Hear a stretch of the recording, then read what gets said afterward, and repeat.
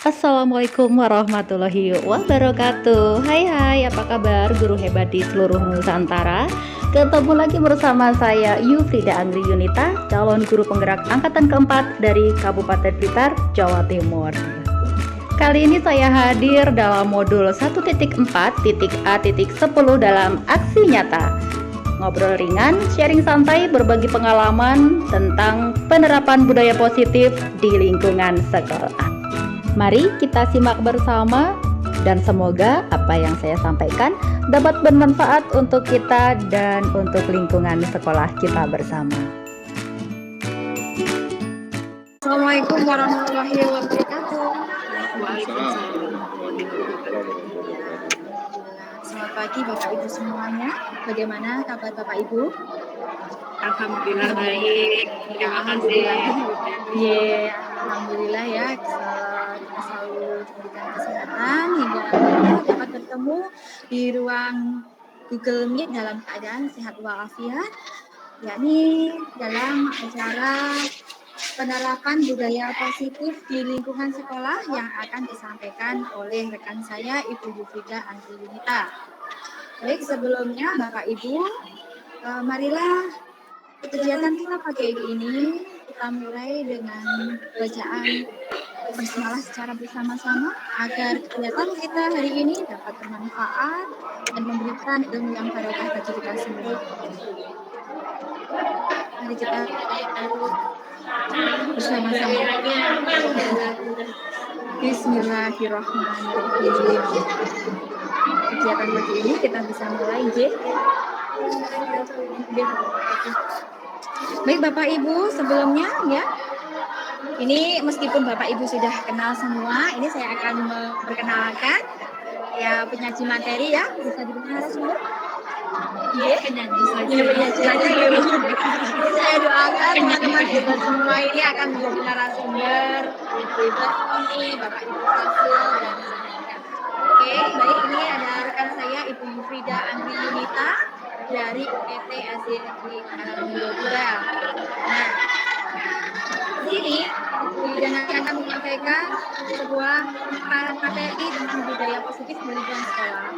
Sebelumnya Bapak Ibu, ini ada beberapa susunan acara. Yang pertama nanti akan pembukaan, kemudian penyampaian materi, kemudian tanya jawab, dan yang terakhir adalah refleksi. Baik, langsung saja ya Bapak Ibu. Untuk yang pertama, langsung saja akan saya sampaikan kepada saudara Yufrida Angri Yunita. Untuk waktu kami silakan. Baik, terima kasih. Saya ucapkan kepada Bu Devi pada pagi hari ini, dan saya ucapkan selamat pagi teman-teman semua bergabung di kegiatan pada hari ini. Sekedar informasi saja, kita di sini nanti sharing gitu ya Bu Devi.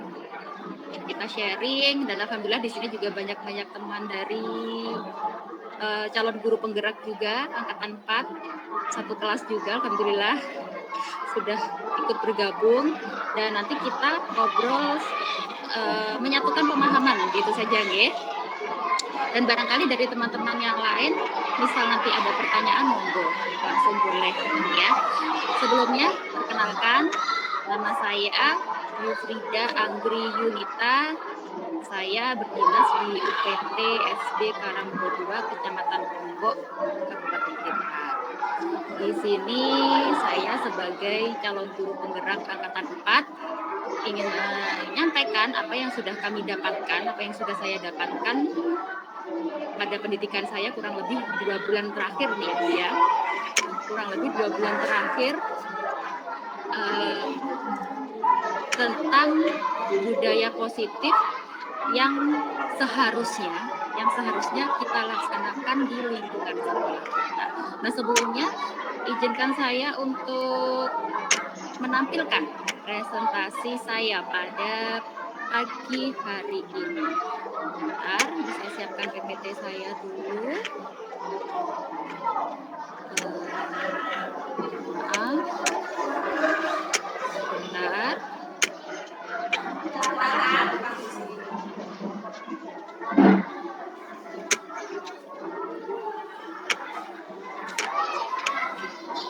Bagaimana teman-teman? Sudah terlihat untuk saya, Bu Devi? Ya, sudah terlihat. Bapak Ibu bagaimana di sana? Sudah terlihat semua ya? Bapak Ibu semua sudah tampil ya? Sudah tampil Bu, ini ya. Ini adalah materi kita pada pagi hari ini. Semoga nanti cukup ya waktunya untuk 1 jam ke depan. Nah, budaya positif ini kami dapatkan pada saat kami melaksanakan pendidikan guru penggerak pada modul 1.4. Nanti semoga teman-teman semua di sini yang belum mengikuti pendidikan guru penggerak nantinya bisa ikut di angkatan selanjutnya ya, karena banyak sekali pelajaran yang dapat kita dapatkan di sini, pelajaran, pengalaman baru, dan pastinya teman-teman baru yang wow gitu ya. Ada Pak Ferry, ada Pak Agus selaku pengajar praktik, terima kasih juga sudah menyempatkan diri. Langsung saja, tadi pembukaan sudah, perkenalan sudah, kemudian kegiatan selanjutnya presentasi, tanya jawab, dan juga baik. Topik kita pada pagi hari ini tentang konsep budaya positif. Yang pertama perubahan paradigma, kemudian konsep disiplin positif dan motivasi, keyakinan kelas, 5 pemenuhan kebutuhan dasar manusia, 5 posisi kontrol guru, dan yang terakhir adalah segitiga restitusi. Jadi pada modul 1.4 tentang budaya positif ada 7 topik pembahasan di sini. Sesuai dengan pemahaman saya saja, dan misal nanti saya juga mau minta tolong juga pada teman-teman PGD yang berada di sini, kepada Pak Agus selaku pengajar praktik yang berkenan hadir pada pagi hari ini, jika ada pemahaman kita yang belum ngeklik gitu ya, kita sharing saja di sini. Baik, untuk pembahasan topik pertama tentang perubahan paradigma. Di sini ada ilusi kontrol. Nah, apa sih sebenarnya ilusi kontrol itu? Nah, kita sebagai guru terkadang menganggap bahwa guru bisa mengontrol murid. Tapi ternyata di sini hanya ilusi ya. Sebenarnya ada 4 ilusi di sini. Ilusi bahwa guru mengontrol murid, ilusi bahwa semua penguatan positif, efektif, dan bermanfaat. Kemudian ilusi bahwa kritik dan membuat orang merasa bersalah dapat menguatkan karakter. Dan yang terakhir adalah ilusi juga bahwa orang dewasa memiliki hak untuk memaksa. Nah, akan saya jelaskan satu persatu di sini. Sebagai guru kita pastinya menganggap bahwa guru itu mengontrol murid, ya ternyata itu ilusi Bapak Ibu.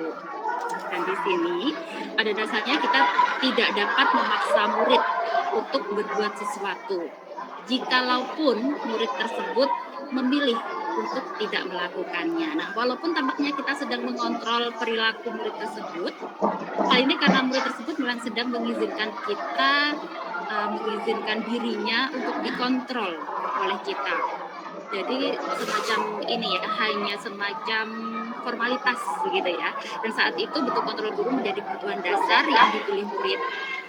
Dan teori kontrol menyatakan bahwa semua perilaku memiliki tujuan bahkan terhadap perilaku yang tak sukai. Full screen. Bagaimana? Sudah terlihat? Ya, sudah. Nampak ya? Sudah, Bu. Mohon maaf ya, sampai saya. Baik. Berikutnya adalah ilusi bahwa sebuah penguatan positif, efektif, dan bermanfaat. Nah, penguatan positif atau bujukan ini adalah bentuk-bentuk kontrol ya Bapak Ibu. Seperti kamu pintar sekali, anak pintar. Ayo kita kerjakan. Nah, seperti itulah katakan ya. Segala usaha untuk mempengaruhi murid agar mengulangi suatu perilaku tertentu. Ini adalah suatu usaha untuk mengontrol murid dalam jangka waktu tertentu saja. Kemungkinan murid tersebut akan menyadarinya dan mencoba untuk menolak bujukan kita. Jadi kalau pertama dia masih belum sadar nih, oh aku sudah dipuji sama guruku. Nah ternyata lama-kelamaan itu sadar, ternyata guru ini cuma bujuk tok gitu loh, bahasa Jawanya bujuk gitu ya. Gitu. Nah, sedangkan setelah sang murid menyadari kalau kita hanya memberikan penguatan positifnya itu gimana ya, cuma sekedarnya saja, dan dia akhirnya menolak bujukan kita. Nah, atau bisa jadi murid tersebut menjadi tergantung pada pendapat sang guru untuk berusaha. Jadi dia tidak mau berusaha dari dirinya sendiri. Dia hanya tergantung, kalau aku dipuji ya aku mau, kalau enggak ya aku enggak mau untuk melakukan sesuatu yang sebenarnya harus dia lakukan. Seperti itu.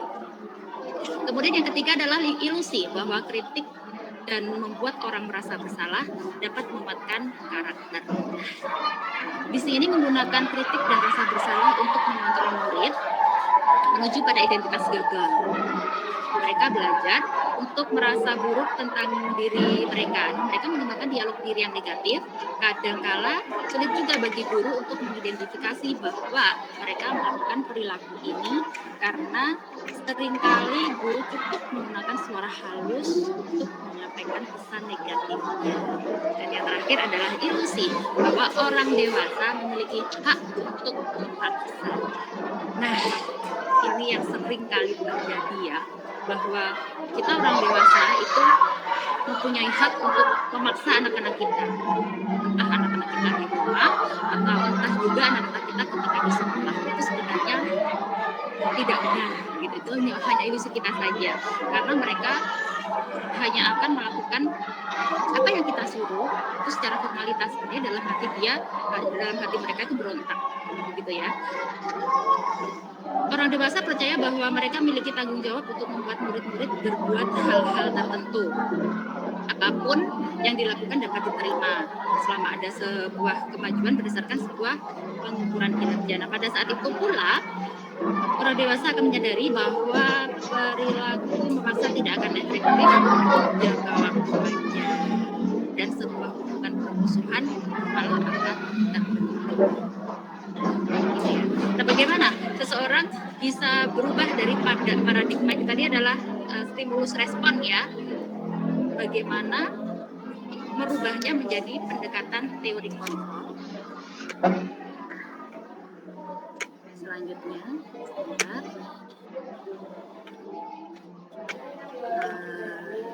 ada yang mau bergabung, saya izinkan dulu.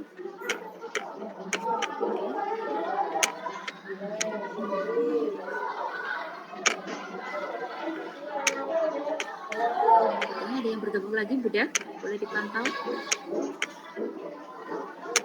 Terima kasih sebelumnya, sebelum dilanjutkan untuk teman-teman yang baru saja bergabung, selamat datang. Semoga apa yang saya sampaikan nanti bermanfaat untuk kita semua, ya. Nah, di sini perubahan paradigma stimulus respon menuju ke teori kontrol, ya. Stimulus respon tentang dunia, anggapan kita selama ini, realitas kebutuhan kita itu sama. Ini menurut stimulus respon. Padahal kalau menuju ke teori kontrol tentang dunia, realitasnya kebutuhan kita itu berbeda. Satu sama lain itu pasti berbeda. Apalagi kebutuhan kebutuhan anak kita juga tidak sama. Selanjutnya adalah semua orang melihat hal yang sama. Nah, pada teori kontrol ini dijelaskan bahwa setiap orang memiliki gambaran berbeda. Itu adalah yang sebenarnya, ya.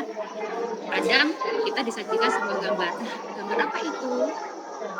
Semua orang pasti memiliki jawaban yang berbeda-beda. Ada yang sama, ada yang berbeda. Gitu ya. Kemudian juga pada stimulus respon tentang dunia, kita mencoba mengubah orang agar berpandangan sama dengan kita. Pada teori kontrol, kita berusaha memahami pandangan orang lain tentang dunia. Kalau di stimulus respon kita mengubah orang agar berpandangan positif, mengubah, ya. Sedangkan di teori kontrol kita berusaha. Bapak Ibu, mohon maaf untuk audionya tolong dinonaktifkan sebentar ya, mohon. Nggih, terima kasih. Nggih. Di mute ya, bukan di mute. Nggih. Nggih, Pak. Terima kasih. Monggo Bu Rida dilanjutkan. Oke, baik. Terima kasih sudah bisa dilanjut ya. Kalau pada stimulus respon kita mencoba mengubah orang, tapi pada teori kontrol kita berusaha memahami. Beda ya antara mengubah dan juga berusaha memahami. Akan jauh lebih baik kalau kita itu berusaha memahami pandangan orang lain tentang dunia atau tentang apapun, seperti itu. Kemudian perilaku buruk dilihat sebagai suatu kesalahan, padahal sebenarnya setiap perilaku itu pasti ada alasannya, gitu ya. Semua perilaku memiliki tujuannya. Dan orang lain bisa mengontrol saya, itu adalah pendapat dari stimulus respon. Ada teori kontrol. Di sini maksudnya ketika kita menganggap bahwa kita bisa mengontrol murid kita, itu bukannya salah, tapi sebenarnya belum dibenarkan gitu ya. Kalau salah sih enggak, akan jauh lebih baik kalau anak-anak bisa mengontrol dirinya sendiri gitu. Jadi kita hanya sebagai mediator, kita hanya sebagai perantara ya. Akan jauh lebih baik jika anak-anak melakukan segala sesuatu halnya itu dari dirinya sendiri. Begitu. Selanjutnya, maaf. Sebentar. Bagaimana tadi Bu? Ini dia.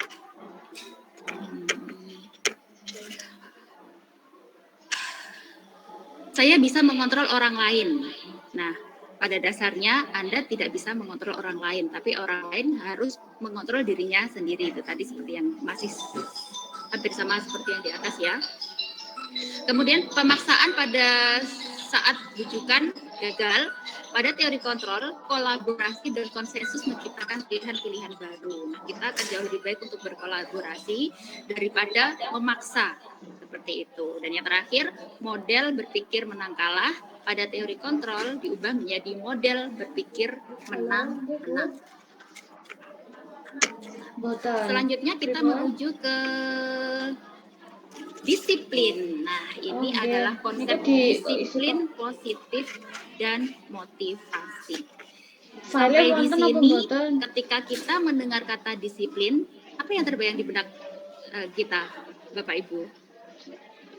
Kulo nganu iki. Bae ngomongnya. Memberikan tanggapannya tentang apa ya disiplin? Bagaimana ya makna disiplin? Pak Angga Kurnia, ini dari Nganjuk ya. Barangkali Pak Angga mempunyai pemikiran Anda sendiri, apa sih sebenarnya disiplin itu? Bagaimana sih disiplin itu? Kita sharing saja nih Pak Angga. Halo Pak Angga. Boleh mic-nya di unmute Pak Angga. Ya Bu. Gimana pendapat Pak Angga, mungkin pemahaman Anda tentang konsep disiplin? Menurut saya singkat saja disiplin ya taat lah sesuai aturan. Manut gitu Pak Nggih? Yap. Taat manut. Oke. Kemudian ada juga Bu Farid, Pak Yuli barangkali sudah mempunyai pemahaman tentang kedisiplinan itu seperti apa? Ini beliau ini juga CGP juga ya. Monggo. Itu Pak Yuli mengangkat tangan. Monggo Pak Yuli. Pak Yuli ya bisa berdiri ya. Ya, monggo Farid. Monggo Pak Yuli. Oke. Terima kasih. Assalamualaikum warahmatullahi wabarakatuh. Waalaikumsalam warahmatullahi wabarakatuh. Salam kenal dari saya Pak Yuli dari SD Kalang 2. Kalau menurut saya disiplin itu ya patuh ya, manut. Karena Bapak Anjala setuju tuh, manut itu pena. Ya mungkin itu tuh. Terima kasih. Assalamualaikum. Oke, Waalaikumsalam warahmatullahi wabarakatuh. Disiplin itu manut, pokoknya kudu nurut gitu ya. Barangkali ada teman lain yang mempunyai pemahaman lain tentang disiplin. Farid tadi kayaknya. Ya, Oh, Pak Agus. Pak Agus. Iya, Ya, Pak Agus. Ini pengajar praktik kami ya di pendidikan calon guru penggerak. Monggo Bapak. Oke, kalau menurut saya kalau saya baca nih dari Kamus Besar Bahasa Indonesia, arti disiplin itu adalah ketaatan atau kepatuhan terhadap peraturan. Jadi seringkali kita menggunakan kata-kata disiplin berarti orang itu taat terhadap aturan atau tata tertib yang sudah disepakati. Mungkin itu Bu, terima kasih. Ya, terima kasih Pak Agus. Taat pada peraturan ya. Atau barangkali ini Bu Moderator juga boleh loh. Kita sharing. Apa sih sebenarnya ngobrol bersama gitu ya Bu ya? Gitu ya. Sepertinya memang ini ya teman-teman. Kita semua beranggapan bahwa disiplin itu harus manut, harus taat. Begitu ya. Nah, dalam budaya kita memang makna kata disiplin ini menjadi sesuatu yang dilakukan seorang pada orang lain untuk mendapatkan kepatuhan. Kita cenderung menghubungkan kata disiplin sebenarnya dengan ketidaknyamanan. Betul tidak? Setuju tidak dengan kata ini? Disiplin itu cenderung menghubungkan sesuatu dengan ketidaknyamanan karena kebanyakan sesuai dengan pengalaman kita juga. Misal nih kita datang terlambat berarti kan kita tidak disiplin. Nah itu nanti mendapatkan hukuman. Begitu ya teman-teman ya. Hukumannya misal lari keliling lapangan. Nah itu pasti kita juga merasa tidak nyaman. Seperti itu ya. Atau disiplin belum mengerjakan PR.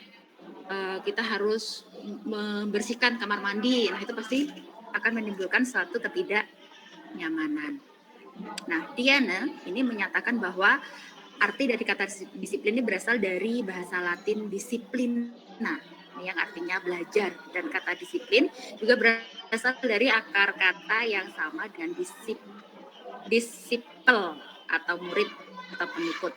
Nah, di sini juga dinyatakan dari kata disiplin ini juga berkonotasi dengan disiplin diri, disiplin dari diri ya. Kemudian sinya menuju sebuah tujuan yang dia hargai. Nah, memang kalau sudah membahas tentang makna disiplin ini juga menarik sekali. Begitu.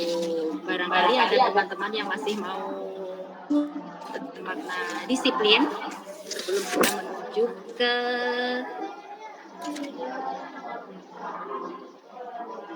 tiga motivasi perilaku manusia. Nih, setelah disiplin kita beranjak ke teori motivasi perilaku manusia. Nah, di sini ada tiga motivasi perilaku manusia. Yang pertama, ini menurut Diana Gosen ya, dalam bukunya Restructuring School Discipline, ini menyatakan ada tiga teori perilaku manusia. Yang pertama adalah untuk menghindari ketidaknyamanan atau hukuman. Ya, kemudian yang kedua, untuk mendapatkan imbalan atau penghargaan dari orang lain. Dan yang ketiga, untuk menjadi orang yang mereka inginkan dan menghargai diri sendiri dengan nilai-nilai yang mereka percaya. Nah, yang pertama kita kupas tuntas dulu nih ya. Nanti kalau misal belum tuntas, Pak Agus bisa menambahkan ya. Atau teman-teman CGP lain juga bisa menambahkan. Monggo, bebas, pokoknya kita di sini ngobrol santai saja. Yang pertama, untuk menghindari ketidaknyamanan. Nah, apa yang akan terjadi bila saya tidak melakukannya? Pasti dapatnya hukuman. Seperti itu, ya. Nah, tingkat terendah dari motivasi perilaku manusia biasanya orang yang motivasi perilakunya itu menghindari hukuman atau ketidaknyamanan, ini akan bertanya, apa yang akan terjadi apabila saya tidak melakukannya? Sebenarnya mereka sedang menghindari permasalahan nih, Bapak Ibu, yang mungkin akan muncul dan berpengaruh pada mereka secara fisik. Itu tadi seperti yang sudah saya ungkapkan di depan, biasanya kalau disiplin itu menuju ketidaknyamanan. Misal, aku iki engko lek sampai datangnya telat, ini disuruh keliling lapangan, lari keliling lapangan. Jadi aku nggak mau telat. Nah, seperti itu. Hanya untuk menghindari ketidaknyamanan atau hukuman. Motivasinya ya. Kemudian yang kedua, untuk mendapatkan imbalan dari orang lain atau institusi. Nah, di sini apa yang akan saya dapatkan apabila saya melakukannya? Mereka melakukan sebuah tindakan untuk mendapatkan pujian, ya, hanya untuk mendapatkan pujian dari orang lain yang menurut mereka penting dan mereka letakkan dalam dunia berkualitas mereka. Mereka juga melakukan sesuatu untuk mendapatkan hadiah, pengakuan atau imbalan. Misal, hari ini PR-nya matematika. Kalau besok sampai tidak dikerjakan, awas ya. Kalau besok dikerjakan akan dapat hadiah dari guru. Jadi dia itu bukan termotivasi dari dirinya sendiri, ya, tapi dia hanya mengharapkan satu imbalan sudah dikatakan gurunya terlebih dahulu, seperti itu. Jadi setiap kali dia melakukan sesuatu itu dia hanya akan bergantung pada imbalan dari orang lain. Teori motivasi perilaku manusia untuk menjadi orang yang mereka inginkan atau menghargai diri sendiri dengan nilai-nilai yang mereka percaya. Nah, saya akan menjadi orang yang seperti apa bila saya melakukannya? Ini kan sudah ada ini ya, dari pertanyaan itu sudah jelas bahwa mereka melakukan sesuatu hanya karena nilai-nilai yang mereka yakini dan mereka hargai, dan mereka melakukannya karena mereka ingin menjadi orang yang melakukan yang diyakini itu tadi. Seperti itu. Motivasi yang akan membuat seseorang memiliki disiplin positif karena perilakunya bersifat internal, bukan eksternal. Seperti itu. Nah, dari teori motivasi perilaku manusia, barangkali ada teman-teman dari CGP mau menambahkan, atau mungkin dari teman-teman di luar CGP yang ingin lebih ingin bertanya atau belum paham. Yang mana? Langsung saja. Ya. Dari mana? Oh iya, ini langsung saja Bapak Ibu, ternyata ini Bapak Ibu yang mau menambahkan bisa ya Bu Rida ya? Iya, monggo. Menambahkan monggo. Jika mau menambahkan, karena kita topiknya kan Sharing bisa ilmu, gitu ya. aja ya. Ngobrol bareng. Ngopi barengnya nggak ada ngopinya sendiri. Ngopinya kopi pasta aja. Ya, monggo Bapak Bagaimana Ibu. Bu Farid mungkin mau menambahkan, ini juga teman-teman Iya. CGP dari PT Maliran 3 ya. Mungkin Bapak Ibu bisa klik raise hand di situ untuk mempermudah. Iya. Siapa kelihatannya ini? Oke, lanjut saja ya. Oke, lanjut. Berikutnya kita menuju ke topik selanjutnya. Topik selanjutnya adalah tujuan dari disiplin positif. Nah, ini di sini sudah saya ketik di sini. Tujuan dari disiplin positif adalah menanamkan motivasi yang ketiga pada murid-murid kita, yaitu untuk menjadi orang yang mereka inginkan dan menghargai diri sendiri dengan nilai-nilai yang mereka percaya. Ketika murid-murid kita memiliki motivasi tersebut, mereka telah memiliki motivasi intrinsik yang berdampak jangka panjang. Motivasi yang tidak akan terpengaruh pada adanya hukuman atau hadiah dari dirinya sendiri. Masih nanti tidak dapat hukuman, jangan hanya karena takut dihukum, jangan hanya karena nanti aku kan dapat hadiah gitu. Jadi harus dalam dirinya sendiri. Nah, mereka akan tetap berperilaku baik dan berlandaskan nilai-nilai kebajikan karena mereka ingin menjadi orang yang menjunjung tinggi nilai-nilai yang mereka hargai. Dari disiplin positif, kita menuju ke topik selanjutnya. Nah, ini keyakinan kelas. Keyakinan kelas ada hukuman dan penghargaan. Nah, mengapa ada peraturan harus menggunakan helm bila mengendarai kendaraan beroda 2? Barangkali teman-teman bisa menjawab pertanyaan ini. Nggak usah malu-malu, mungkin dari teman-teman Kecamatan Garum nih yang sudah bergabung juga. Boleh dijawab pertanyaannya. Mengapa ada peraturan harus menggunakan helm bila mengendarai kendaraan roda 2? Kemudian juga mengapa ada peraturan 3M, menggunakan masker, mencuci tangan, dan menjaga jarak 1,5 meter. Ada teman-teman yang ingin menjawab?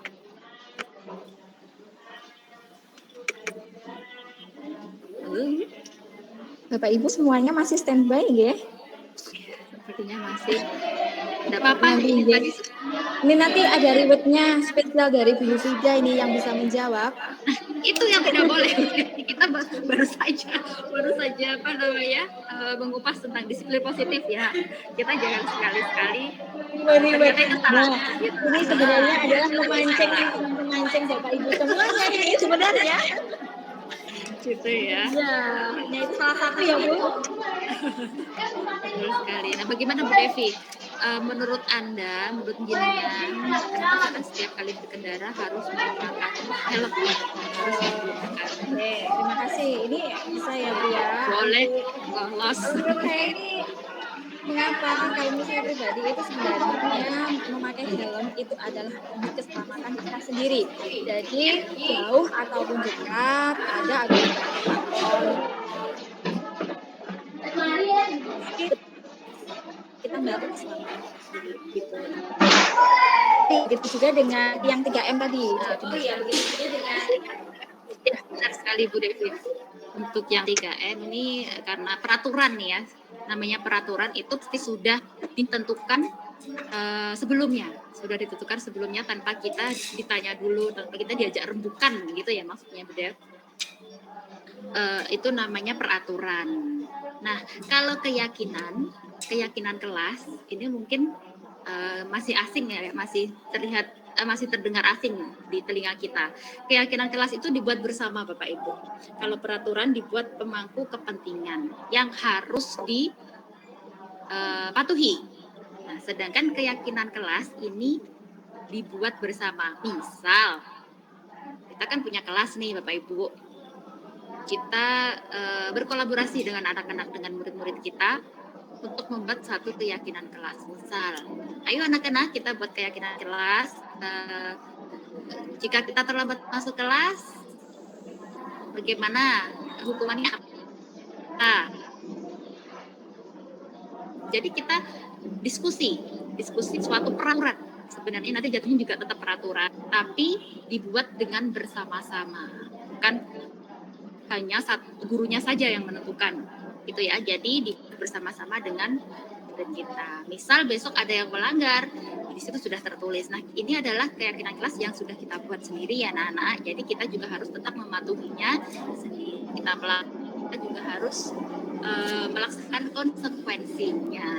Seperti itu. Nah, untuk motivasi intrinsik kembali ke nilai-nilai atau keyakinan lebih menggerakkan seseorang dibandingkan mengikuti serangkaian peraturan-peraturan. Biasanya kalau peraturan itu ketika kita melanggar, kita mendapatkan hukuman tapi grundel gitu ya. Grundel. Tapi kalau keyakinan kelas karena sudah dibuat bersama sesuai dengan kesepakatan bersama, kadang-kadang malah jatuhnya jadi oh iya ya saya lupa kemarin kan kita sudahnya seperti ini. Jadi kita harus terima dari ini sebenarnya untuk teman-teman semua mungkin barangkali ada yang sudah pernah dengar atau sudah pernah membuat tentang keyakinan di kelasnya masih.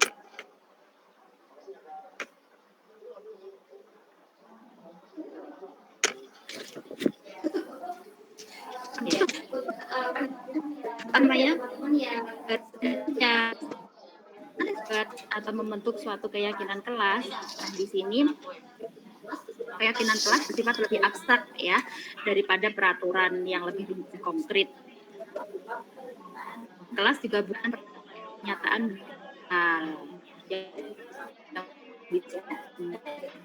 ya pernyataan positif. Keyakinan kelas hendaknya tidak terlalu banyak. Tidak Presentnya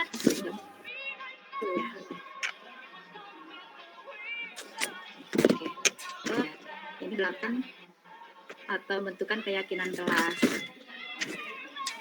Keyakinan kelas sebaiknya sesuatu yang dapat diterapkan di lingkungan tersebut, di lingkungan kelas kita masing-masing gitu, akan jauh lebih baik nanti diawali jadi ya sekolah seperti itu. Semua warganya ikut kewajiban diskusi gitu ya. Mulai dari sekarang kita biasa mengajak anak-anak untuk apa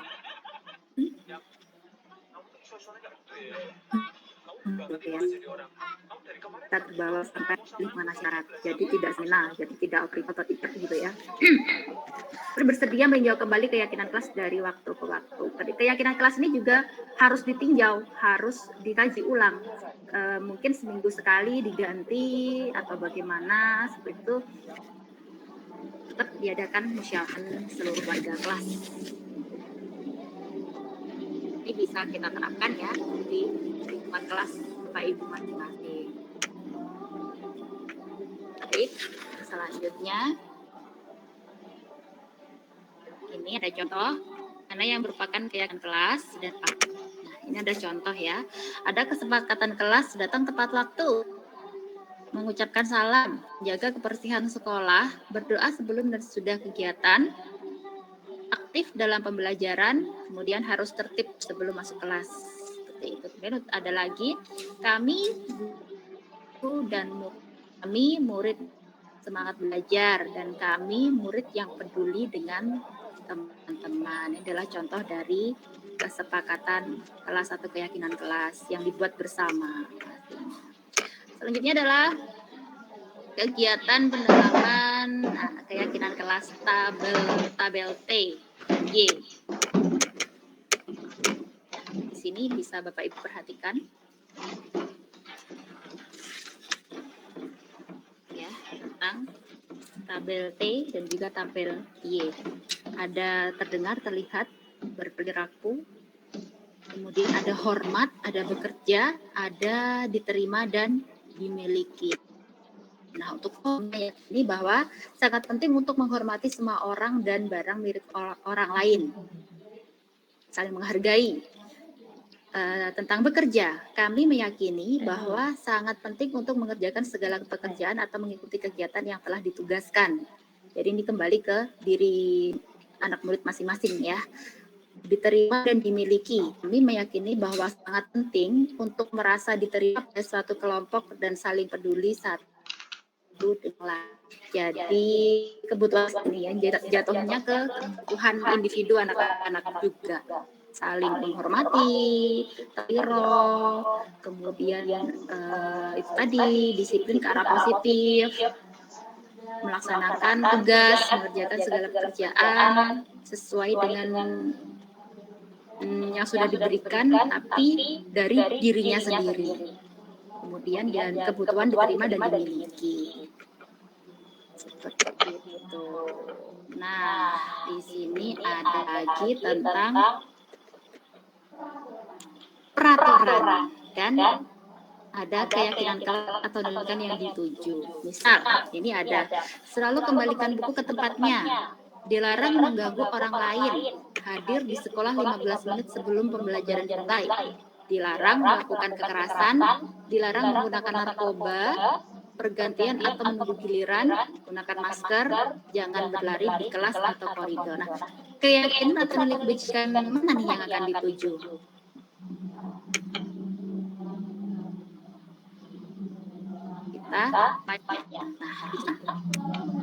Selalu kembalikan buku ke tempatnya. Nah, kelas atau nilai kebajikan yang dituju adalah tanggung jawab.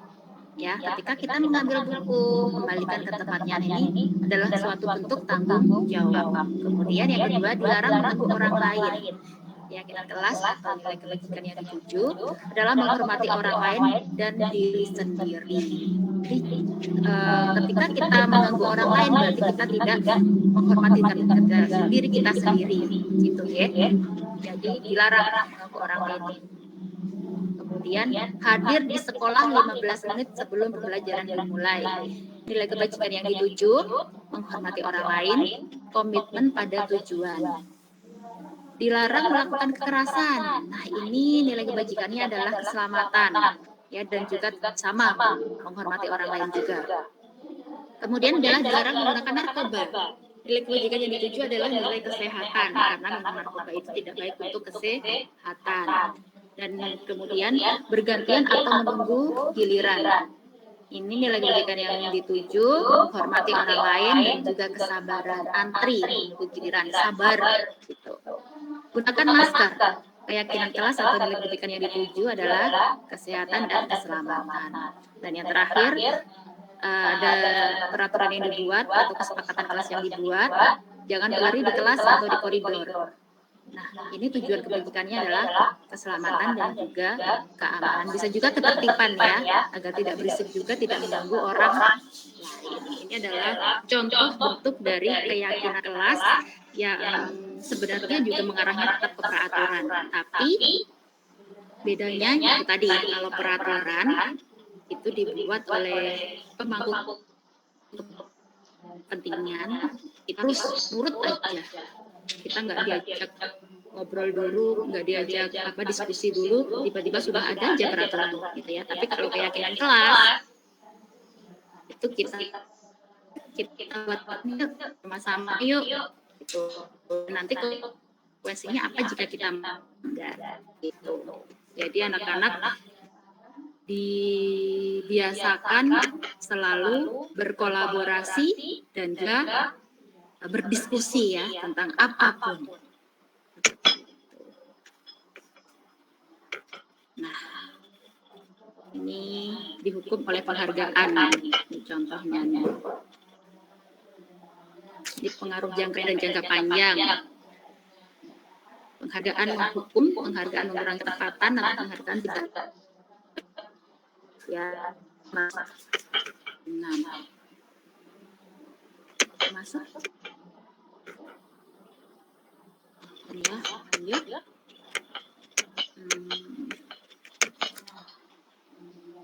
Nah, ini dia tentang hukuman atau konsekuensi. Nah, ternyata beda loh ya, Bapak Ibu, tentang hukuman ataupun konsekuensi. Beda. Hukuman ada sendiri, konsekuensi juga ada sendiri. Menyuruh murid mencatat, saya tidak akan terlambat lagi sebanyak 100 kali karena terlambat datang di sekolah. Kira-kira hukuman atau konsekuensi? Kira-kira hukuman atau konsekuensi ya? Saya tidak akan terlambat lagi sebanyak 100 kali. Bagaimana? Hukuman, Bu. Hukuman. Ya. Hukuman. Hukuman ya. Coba kita klok dulu. Jawabannya adalah hukuman. Sebentar. Selanjutnya, menyuruh murid lari mengelilingi lapangan basket 2 kali karena terlambat hadir di sekolah.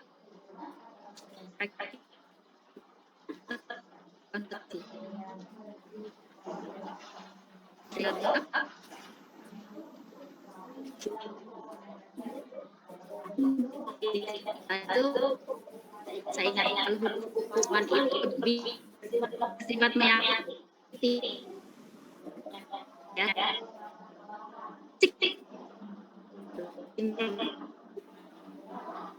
Nah, hukuman ya. Kemudian yang ketiga, meminta murid push up sebanyak 15 kali karena ke sekolah tidak memakai masker. Hukuman, Konsekuensi? hukuman. Oke. Kemudian yang ketiga, meminta murid mengganti kertas tugas teman yang dicoret-coret. Mana atau konsekuensi? konsekuensinya. Sedikit dulu ya. Oke, konsekuensinya menurut tumpahan tempat entertain. Gimana tadi? Masih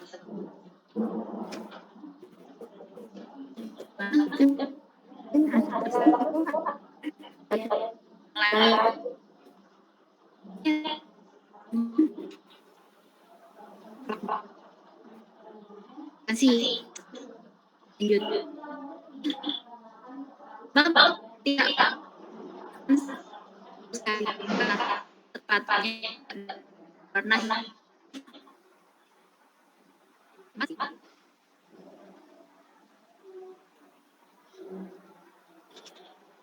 gitu. Kata ibu ada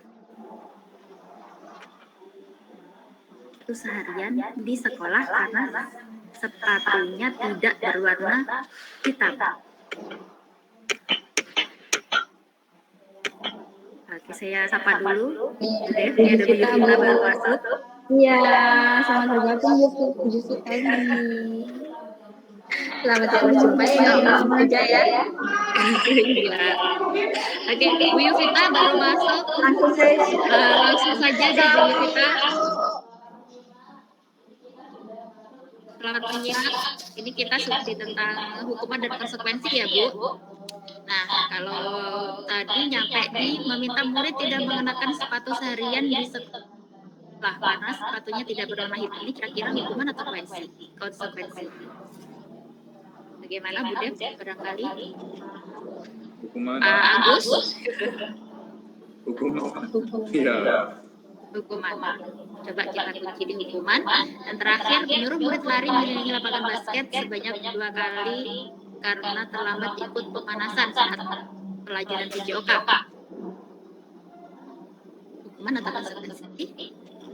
konsekuensi. Konsekuensi.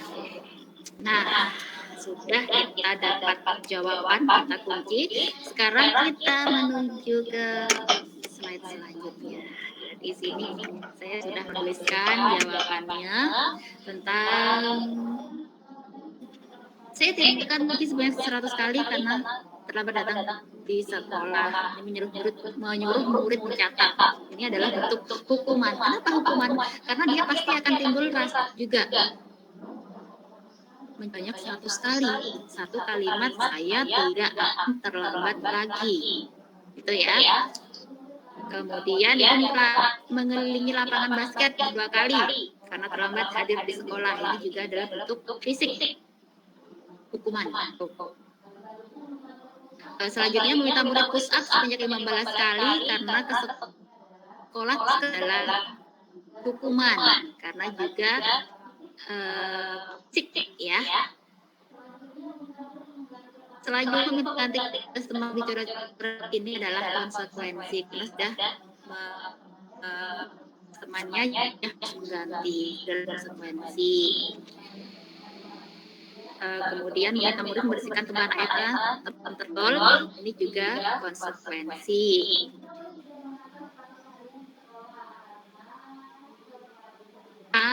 Tidak berwarna.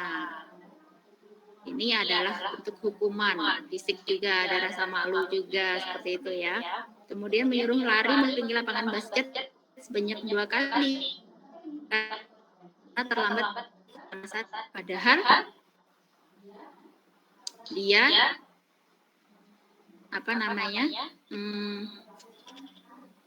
melakukan lari fisik juga nih ya, karena dia sudah berada di jam pelajaran PJOK. Jadi hitungannya begini, hari itu kan PJOK, berarti memang kita fisik juga. Nah, ini termasuk konsekuensi, bukan hukuman, seperti itu. Baik, dan konsekuensi sudah bisa membedakan ya Bapak Ibu. Ini ada Mayang, insya Allah sudah paham ya. Oke. Baik, selanjutnya, nah kan di sini ini perbedaan antara itu sesuatu kan seperti buat anak sakit fisik maupun hati rakaat dihukum mereka itu pasti membekas dan itu yang mungkin ada hukum pada masa-masa hari ini masih keinget terus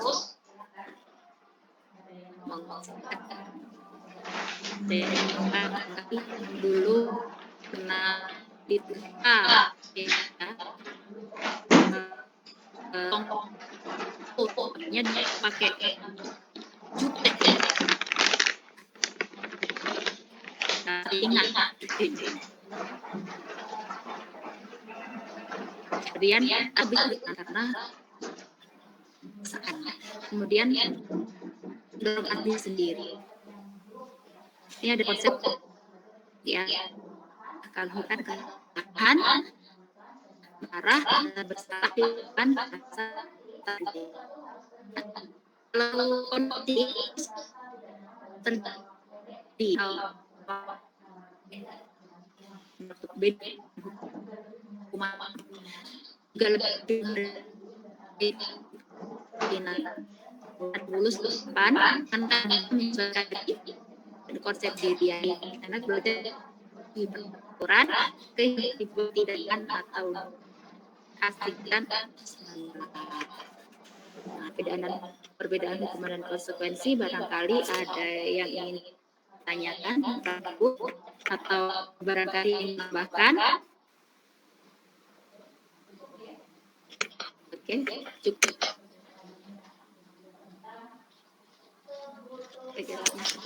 Tuhan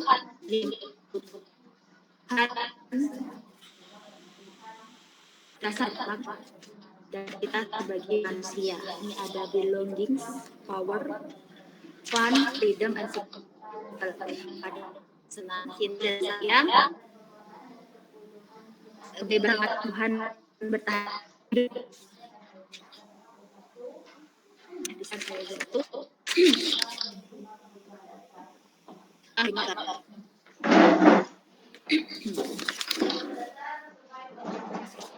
harus survive antara kebutuhan dasar survival atau bertahan hidup ini adalah kebutuhan yang bersifat fisiologis untuk bertahan hidup, misalnya kesehatan, makanan, dasar ya untuk tetap bertahan hidup. Nah, komponen psikologis pada kebutuhan meliputi kebutuhan akan bertahan aman dan and so on. Kebutuhan survival dasar berikutnya tentang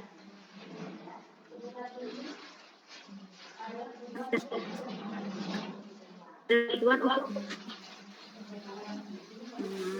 kebutuhan ini memiliki keinginan untuk tetap orang kita sebagai makan ya pasti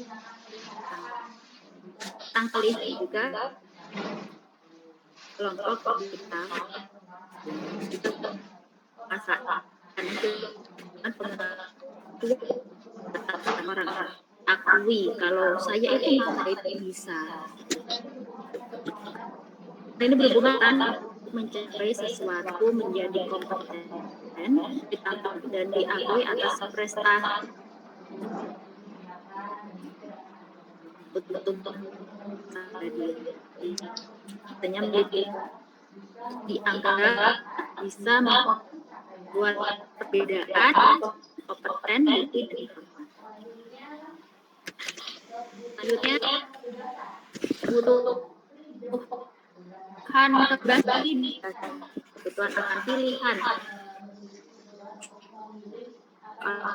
yang diinginkan bebas tentang kemandirian penuh mereka sendiri memiliki pilihan dan mengendalikan kebebasan yang diinginkan pilihan mereka perlu banyak suka mencoba-coba tidak terlalu terpengaruh orang lain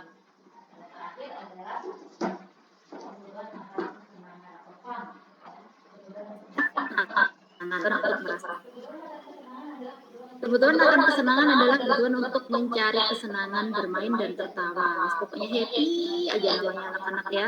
Kita aja orang dewasa pasti butuh juga yang namanya kesenangan. Ketika kita sudah penat dengan pekerjaan, dengan aktivitas orang dewasa, pasti kita juga butuh have fun, gitu ya. Kita memulihkan mood anak. Seperti ini. Nah, di sini ada satu contoh. Ada satu contoh.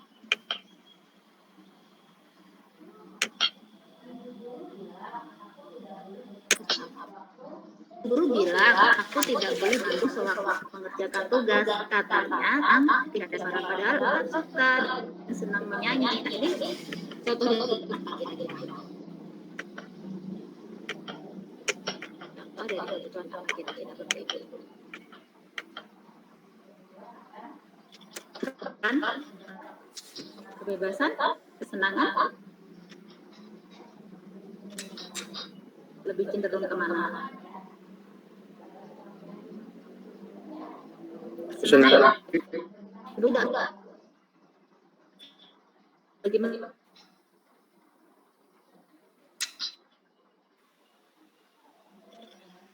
Mungkin terkendala sinyal juga. Adalah ibu tidak apa hari ini padahal aku pakai rambut baru. Nah, ini kira-kira kebutuhan akan apa? Akan apa? Maunya dipetik seperti itu ya.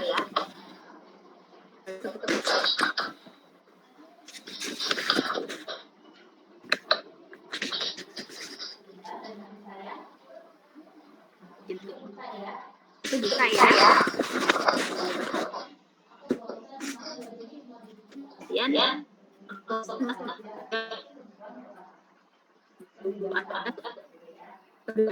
itu ya. Kenapa tidak apa yang pas? Minta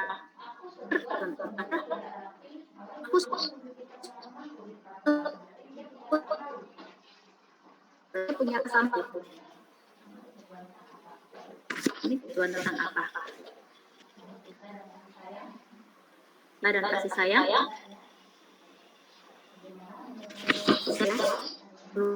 Ada yang ingin menambahkan?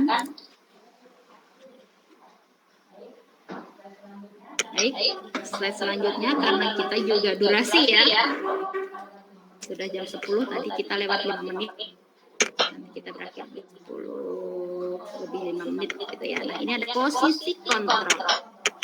Ada kontrol. Posisi kontrol bagi seorang guru. Ini posisi kontrol kita sebagai seorang guru. Ada penghukum, pembuat merasa bersalah, teman, pemantau, dan juga manajer. Nah, kira-kira dari slide terlihat jelas, teman-teman? Jelas. Jelas ya. Kalau kita sebagai guru memposisikan diri sebagai penghukum, ini malah akan menjadikan identitas anak itu gagal ya. Akan jauh lebih baik kalau kita menghindari posisi kontrol ini sebagai penghukum ataupun membuat merasa bersalah. Nah, biasanya kita mengeluarkan kata-kata seperti ini. Kalau kamu tidak melakukannya, awas ya, rasakan. Nah, itu kita nadanya lebih tinggi gitu ya. Kemudian untuk yang membuat merasa bersalah, kamu seharusnya sudah tahu ibu lebih lelah sekali mengatakannya. Ibu stres gitu. Sudah dikasih tahu berkali-kali, tetap aja kamu lakukan. Nah, itu namanya kita posisi kontrol kita sebagai guru membuat murid merasa bersalah. Ini cenderung murid hanya akan menghentikan apa yang dia kerjakan saat itu saja. Tapi selanjutnya dia akan mengulanginya lagi. Nah, identitas berhasil atau sukses mengharapkan imbalan atau ketergantungan pada orang lain. Ini posisi kontrol kita sebagai teman. Pada anak itu hanya sebagai teman atau pemantau. Nah, kata-katanya yang biasa kita keluarkan pada anak-anak, ayolah, bukan demi ibu. Masa kamu tidak mau ingat tidak ibu pernah bantu. Nah, itu kita sebagai teman ya, mengharapkan imbalan Gitu. Kalau pemantau, apa peraturannya? Nah, di situ ada contohnya semua. Kalau perlu nanti PPT saya boleh nih ya, saya share kepada teman-teman semua sebagai bahan untuk menerapkan budaya positif di lingkungan sekolah Bapak Ibu semuanya juga. Diizinkan ya Pak Agus untuk nge-share ini materi dari pendidikan guru penggerak seperti itu ya Pak.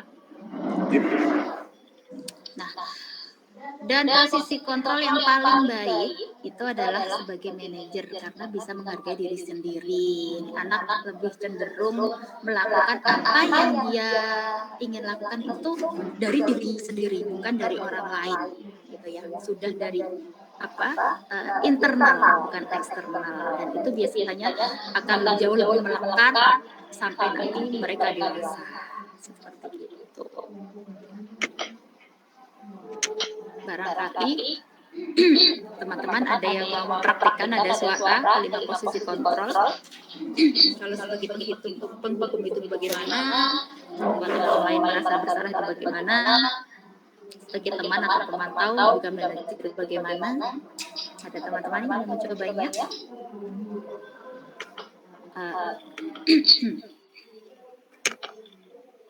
Oke, mungkin masih malu-malu juga ya. Bisa dicoba nanti di sekolahnya masing-masing setelah PPT saya share gitu ya, untuk bahan referensi saja. Selanjutnya adalah, nah ini adalah materi terakhir. Apa itu restitusi? Restitusi adalah proses menciptakan kondisi bagi murid untuk memperbaiki kesalahan mereka sehingga bisa kembali ke kelompok mereka dengan karakter yang lebih kuat. Nah, di sini restitusi adalah bukan untuk menembus kesalahan, tapi untuk belajar dari kesalahan. Yang kedua, memperbaiki hubungan. Dan yang ketiga adalah tawaran atau bukan paksaan. Yang keempat, menuntun untuk melihat ke dalam diri. Yang kelima, mencari kebutuhan dasar yang mendasari tindakan. Yang keenam adalah cara untuk memperbaiki diri. Yang ketujuh, fokus pada karakter bukan tindakan ya. Dan yang kedelapan, fokus pada solusi.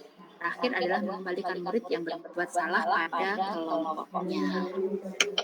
Di akhir nanti akan saya tayangkan video segitiga restitusi yang sudah pernah saya buat di sekolah, saya terapkan di sekolah saya sendiri. Ini adalah bentuk segitiga restitusi. Ada validasi tindakan yang salah, menstabilkan identitas, menanyakan keyakinan. Nah, seperti ini ya. Nah, ini adalah bagaimana cara kita menstabilkan identitas untuk membuat murid yang merasa gagal karena berbuat salah menjadi positif terhadap dirinya. Kata-katanya, contoh kata-kata ya yang bisa kita ungkapkan kepada anak-anak. Berbuat salah itu hal yang manusiawi, tidak ada manusia yang sempurna. Karena sebagai seorang guru pasti saya juga pernah berbuat salah, nah, tapi kita pasti bisa menyelesaikan permasalahan ini. Seperti itu. Langsung saja akan saya tayangkan satu video tentang segitiga restitusi yang pernah saya terapkan di sekolah saya. Bagaimana Bu Devi mungkin bisa memantau? Terlihat? Ya, terlihat. Oke, sebentar. Sebentar saya ulang ya. Nah, saya stop dulu.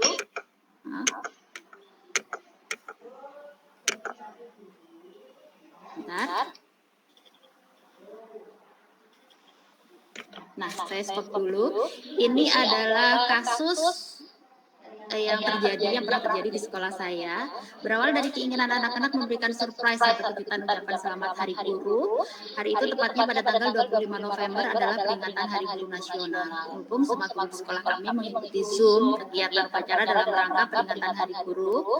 Peserta didik pun belajar secara daring. Nah, tanpa kami sadari, ternyata ada beberapa murid kelas 6 yang tetap masuk sekolah dengan niatan untuk menghias kelas, memberikan surprise atau kejutan ucapan selamat Hari Guru Nasional. Memang niat mereka itu baik ya Bapak Ibu ya, tetapi cara mereka yang tidak benar. Karena pada saat menghias kelas, ada beberapa murid yang sudah melanggar tata tertib sekolah, yaitu membawa motor ke sekolah, bahkan dibawa masuk ke ruang kelas. Mereka juga membawa HP dan merekam aktivitas yang kurang pantas, kemudian mengunggahnya ke sosmed, yaitu status WA pada waktu itu. Kebetulan saya mengetahui hal itu dan keesokan harinya sebelum menegur murid kelas 6, saya menyampaikan hal itu kepada guru-guru yang lain untuk berdiskusi dan kemudian mengambil langkah terbaik dalam membina murid-murid tersebut. Kami pun berupaya menggunakan pendekatan segitiga restitusi. Ya, lanjut videonya. Nah, ini adalah sisi pertama ya tentang menstabilkan identitas atau stabilize the identity. Nah, melakukan hal terbaik yang bisa kita lakukan. Kita simak dulu sebentar videonya.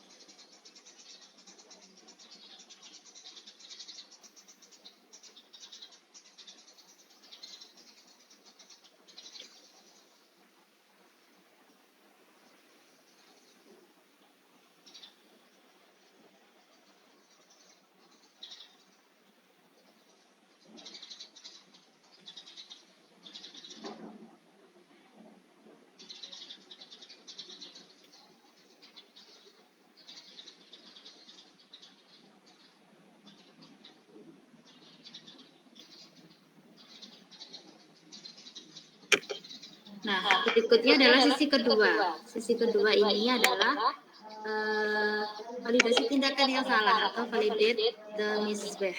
Ya, semua perilaku pasti memiliki alasannya. Kita lanjut videonya.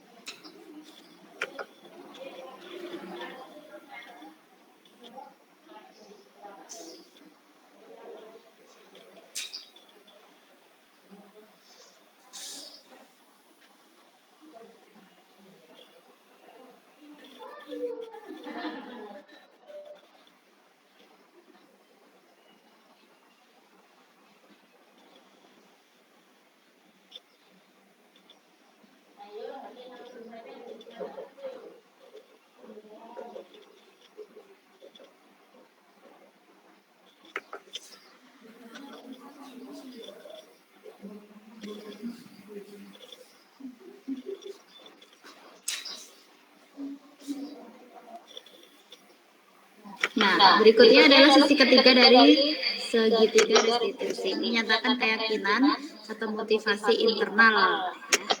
Kita lanjutkan lagi videonya.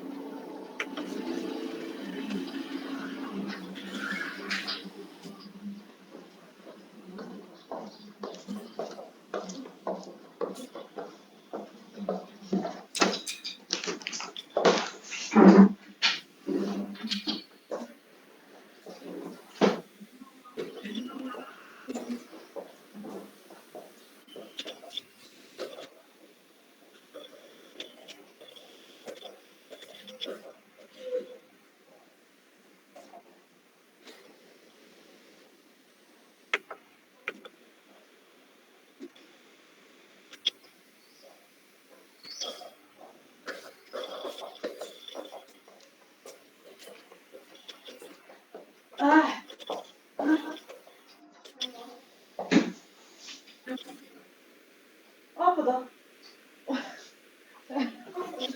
Hirupnya pintar.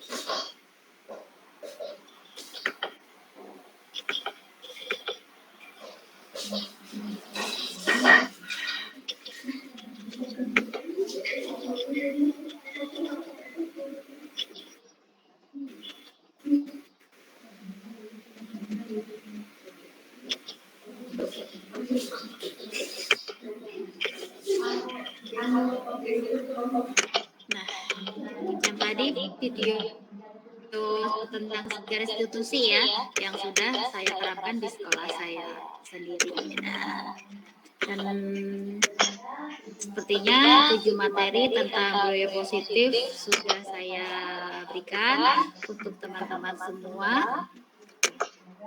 Semoga dapat bermanfaat dan saya kembalikan kepada moderator kita pada pagi hari ini, Bu Devi. Monggo.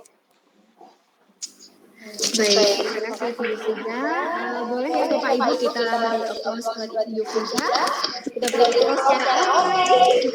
Sangat luar biasa sekali, mantap benar-benar luar biasa. Ya, Sharing saja ya. ada benar-benar hebat dan tentunya banyak ya Bu di sini yang hebat luar biasa tentang mungkin banyak hal, sangat bermanfaat sekali. Baik, untuk kali ini kita akan masuk ke dalam sesi tambahan dan jawab ya. Ya, kalau tanya jawab tadi sudah langsung ya.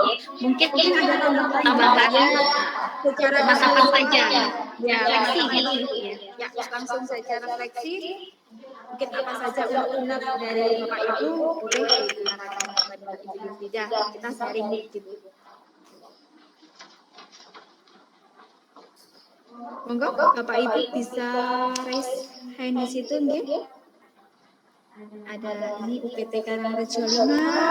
Halo Bapak. J, Bapak Angga mungkin? Atau yang lain? Ini ada Bapak yang masih bersama Bapak Zuni Wasis ya, Bu Yufrida ini dari mana ini Bapaknya semangat sekali. Wih, bagus. Nggih, monggo Bapak. Sambil antar jemput Bu, mohon maaf. Mantap Pak. Terima kasih. Pak Agus mau ini. Oke, ya. Baik, terima kasih Ibu. Apa yang disampaikan Bu Frida sampai juga sangat bagus sekali. Jadi terutama pada teori-teori untuk restitusi gitu. Jadi bagaimana memposisikan siswa itu tidak merasa terhakimi dengan kesalahan-kesalahan itu. Justru harus kita gali karena siswa itu interaksinya itu juga ada 3 lingkungan, sekolah, lingkungan sekitar dan di rumah. Mungkin siswa itu tidak memperoleh kenyamanan di rumah, maka dia akan mencarinya di sekolah. Karena lingkungannya cukup banyak juga, waktunya juga ada di sekolah. Nah, ketika di kenyamanan di sekolah pun tidak didapat, maka dia akan mencari kenyamanan di luar, dan itu sangat berguna sekali. Nah, hal seperti ini yang kita antisipasi, bagaimana menciptakan sekolah ya, nyaman dan aman bagi mereka. Sehingga bagi saya lingkungan sekolah adalah lingkungan yang sangat positif untuk mendukung secara psikologis mereka ketika mereka belajar. Nah, untuk menciptakan nyaman, aman, salah satunya dari itu adalah adanya segitiga restitusi yang harus kita laksanakan di sekolah. Dan bagaimana kita memperlakukan siswa, bagaimana kita membawa ke hal-hal yang positif siswa setiap dia ada masalah atau dia melanggar gitu. Seperti tadi juga disampaikan bahwa siswa itu melakukan kesalahan itu juga ada beberapa faktor. Mungkin faktornya adalah ingin perhatian gitu. Oh, ini diperhatikan. Mungkin kalau siswa yang lain selalu diperhatikan, punya prestasi, pasti dapat perhatian. Karena tidak punya prestasi, maka dia mencari-cari supaya dapat perhatian. Kalau seperti itu juga bisa tangkap dari siswa. Atau siswa itu juga lagi ada masalah dengan orang tuanya, maka dia pun juga membuat perhatian supaya dilihat atau mereka buat masalah. Nah, hal-hal seperti itu bagi saya kewajiban guru adalah untuk memperhatikan. Jadi memperhatikan, jangan sampai mereka nanti dapat punishment lagi ketika dia bikin masalah di sekolah. Akhirnya pelariannya ke keluar. Nah, hal seperti ini yang bagi saya juga nanti harus ditangkap oleh Bapak Ibu guru selaku pengajar dan mengkoneksikan apa yang sudah materi Bapak Ibu dapat di program guru penggerak, coba diaplikasikan di sekolah. Apakah ini nanti juga akan berdampak positif juga terhadap di sekolah. Kalau belum berdampak positif terhadap sekolah atau di lingkungan sekolah, maka mohon dilakukan evaluasi sendiri, refleksi sendiri sesuai dengan kondisi sekolah masing-masing. Saya sekolah Bu Frida dengan Bu cara teoritis ilmunya sama.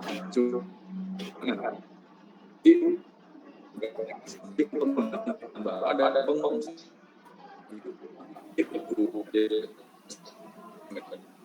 terima kasih.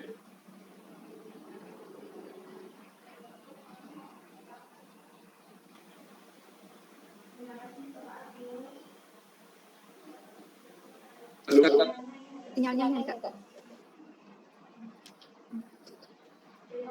Terima kasih Bapak Agus, ini sudah menambahkan luar biasa. Nah, itu tadi teman-teman, penerapan segitiga restitusi ini memang harus dimulai dari sekarang ya di sekolah kita masing-masing untuk menumbuhkan juga budaya positif di sekolah kita masing-masing. Nah, untuk itu tujuan saya saya mengajak teman-teman untuk bergabung di Google Meet kali ini tentang penerapan budaya positif. Dan sekali lagi nanti saya ulang, insya Allah untuk PPT akan saya share kepada Bapak Ibu guru semua agar bisa dipelajari dan mulai bisa diterapkan di sekolah kita masing-masing ya, sebagai bentuk pembebasan dari pendidikan calon guru penggerak yang saya dapatkan 2 bulan terakhir ini ya, dan masih ada lagi waktu sekitar 7 bulan ke depan gitu ya Pak Agus.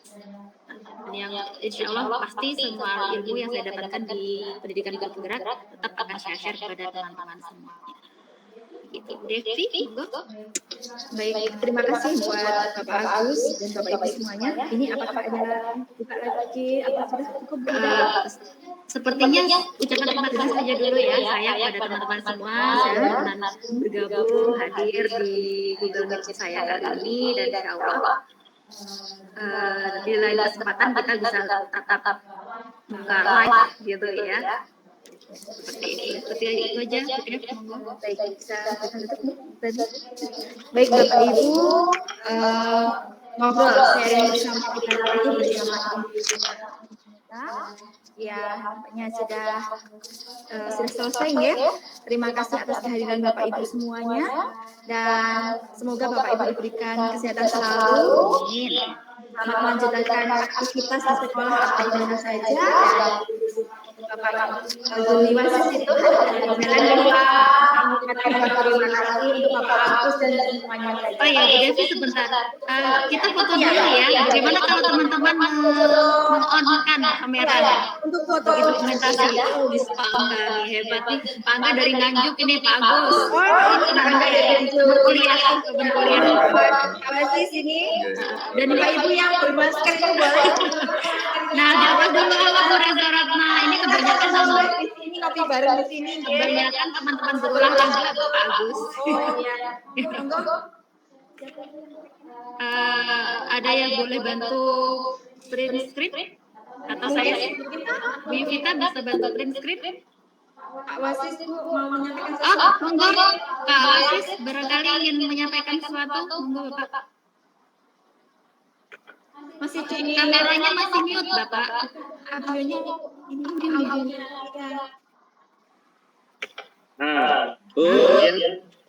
Ya, terima kasih atas materinya hari ini. Semoga kita yang di daerah bisa melaksanakan dengan baik. Asalkan nanti komite dan pengawas juga lembaga itu saling kerjasama agar nanti masyarakat juga lebih baik. Karena di lingkungan saya itu kebanyakan akhlak yang perlu kita bina. Ya, itu yang saya teliti dari kemarin-kemarin seperti itu. Ya, alhamdulillah ada materi ini mungkin nanti membantu komite juga dan masyarakat juga untuk lebih baik. Ya, terima kasih. Itu aja. Terima kasih Bapak. Ya, sama-sama. Iya. Terima kasih Pak Wasis. Nah, ini kita saling sharing. Jika ada pertanyaan apapun boleh langsung call saya ya. Bisa minta ke koordinator kecamatannya masing-masing. Siap. Yuk, ada lagi mungkin yang mau disampaikan terlebih dahulu? Sudah cukup? Baik, kita ambil ya, on cam. Ada yang mau bantu? Bu Yuvita minta nggak bisa? Bu Yuvita sepertinya dipakai handphone ya? Ini lewat HP ini. Oh iya. Ya udah, saya bisa bantu. Oh, dibantu Kak Agus. Terima kasih Pak Agus. Terima kasih. Pak Ferry ini kemana ya? Kok nggak on ya kameranya ya? Pak Ferry saja lagi ada acara juga Bu. Oke. Ya. Oke. Sudah siap? Action. Satu. Salam literasi. Salam literasi, salam literasi. Sebentar, saya Belum. sebentar. Masih abang-abang ya, Pak. Abang-abang terima kasih. Kita literasi 1, 2, 3. Oke. Sip. Ada satu lagi. Gaya bebas. bebas mana? Gaya bebas. Bebas, monggo. Bebas pulang. Enggak bagus. 1, 2, 3. Oke, sudah. Terima kasih. Sampai jumpa lagi Bapak Ibu semuanya. Salam sehat selalu, semangat, salam guru penggerak. Salam guru penggerak. Saya selaku moderator. Kami mohon maaf. Akhirul kalam. Assalamualaikum warahmatullahi wabarakatuh. Sampai jumpa. Waalaikumsalam warahmatullahi wabarakatuh. Sukses selalu. Teman-teman, monggo silakan melanjutkan aktivitasnya. Semoga hari ini dilancarkan dan seterusnya selalu diberi kesehatan. Terima kasih. Ya, sudah saya Oke, jawab. monggo yang mau live, monggo. Ya.